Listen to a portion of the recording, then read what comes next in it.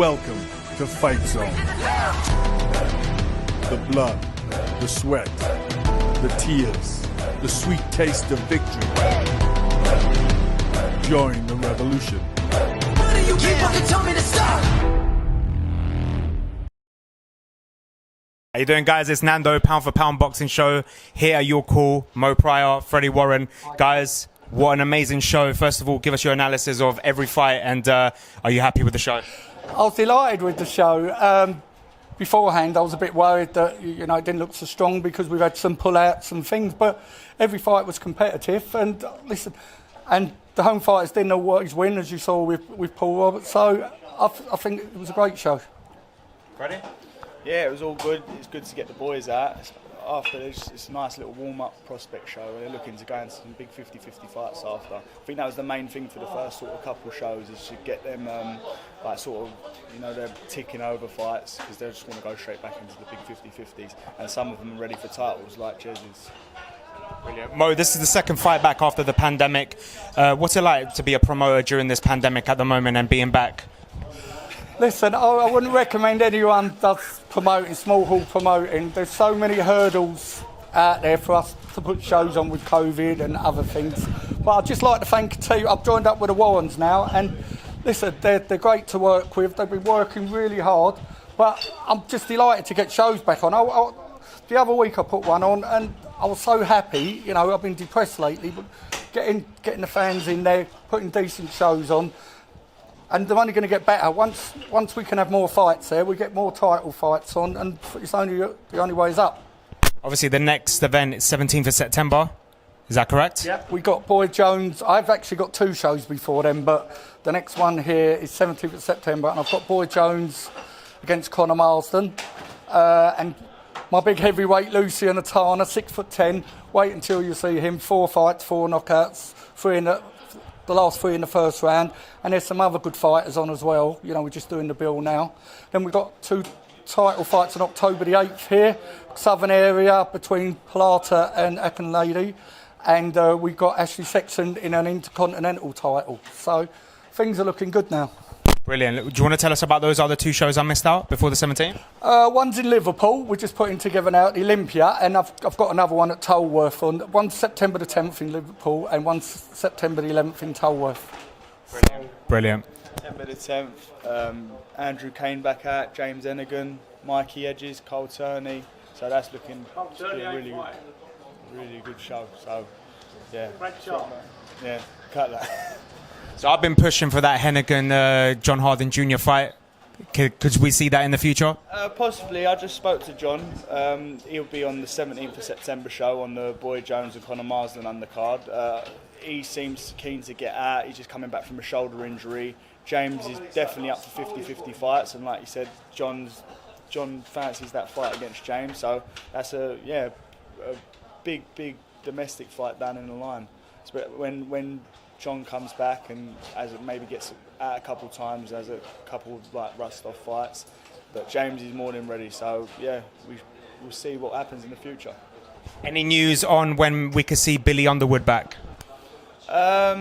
He's been what's happened. It's very frustrating for us and very frustrating for him with what happened last week, being told this and then being told differently on fight week. And yeah, listen, I was gutted for both fighters as well. I mean, back-to-back camps as well. Bill, I've told him to have a sort of just a couple of weeks out, just go and enjoy himself, rest off from boxing. Maybe he'll be back out around end of October, November, but yeah, we'll see. He's looking for 50-50 fights, so that's another one who wants to jump in, chasing titles. Mo, what's next for Jez Smith? My colleague behind the camera mentioned Bradley Skeet to him. Could that be a possibility? Well, we'll offer the fight to Bradley Skeet, but I'm looking to get Jez a title fight. I think he deserves one. He was very unlucky out in Spain. 2 15-second counts for his opponent. Jez is a good kid. He's one of my favourite fighters. And listen, if we can make the Bradley Skeet is a great fighter. So. And I know Bradley, I'd love to make that fight because maybe that's one the fans want to see. And that's what we've said to Jez now. It's not about taking him You see him in the Keemina Yarko fight, even in the Ben Ridlins fight when he took that on short notice. It's like me and Mo saying, it's like rejuvenating his career now. It's like he started his career again. We're taking every fight as it comes and taking the right fight at the right time.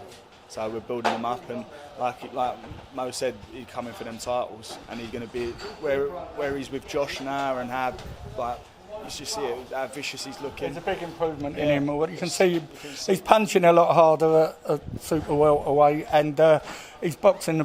He's boxing better than he used to. He's not taking the punches he used to take, and I honestly think there's titles in him. Brilliant. So big fights, everything. Obviously, next for Warren Boxing Management, even Priority Boxing, Casey Kademi. Next week, live on BT Sport, Ayaz Ahmed, the rematch, vacant British title. It doesn't get better than that. What's your prediction? Revenge. That's my prediction. Yeah, that's the worst I've seen Casey. All credit to the other guy. He boxed well, but that's the worst I've ever seen Casey fight, and I think we'll see a different Casey next week. That's what I said to him after the first fight. I thought he won the first fight, and so did others. You even see the BT Sports I didn't actually think he won. I thought he lost the last one, but he can box a lot better than that. But different opinions. The BT panel, like Josh Taylor and that, had Casey winning. Loads of others on social media, and that's what I said to Casey after. I said, "Listen, that was the worst Casey could ever win there." So when they come to it next week, you've seen Casey. Casey ain't messing around this time. He's serious, and he wants to stop it. So roll on Birmingham next week. Echo what you both say. I think it doesn't matter if Casey won or lost. We can all agree that wasn't the real Casey Kademi that night. And a lot of pressure on his shoulders. I mean, you had the Woodstock Casey fight pull out last minute. It was his first BT Sports show, and he got propelled to main event. To have all that pressure and sitting in the change room, pandemic show. Mo can tell you when we have Casey on the shows before. Our lads, fans are and all that. So he brings brilliant fans and all that, and the noise. He's great to have on, and I really think he's going to be different this time. Another prospect of yours, Adam Mohammed, he's back on the 10th on the Prospect Show, Frank Warren, BT Sport. How good is this kid? Oh, he's special. He's special. Definitely a future world champion. Very young. He's learning his craft, and Danel's doing a brilliant job with him.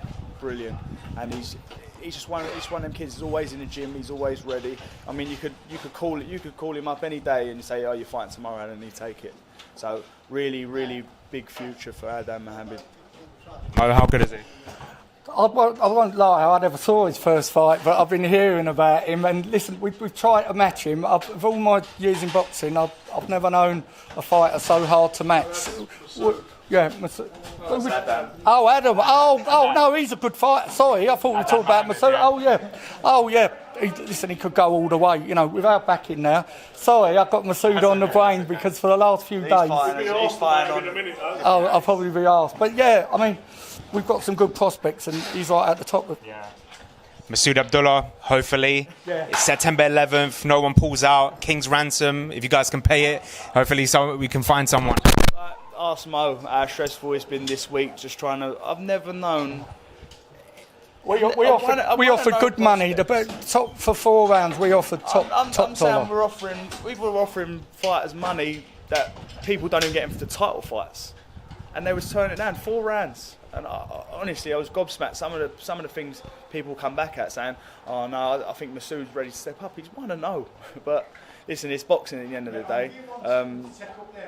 It's a bit like some fighters got offered it, and then pulling out last minute, like Ed Harrison. I mean, he accepted the deal, and then the day before, he wanted more money and pulled out.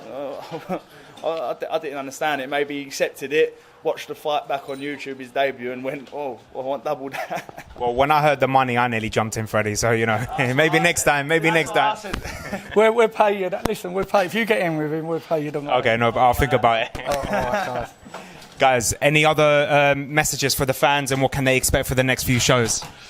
Listen, we're going to try and put on as many title fights as we can. Working with Fightzone, it's great. It's going to be an opportunity to get, showcase our fighters.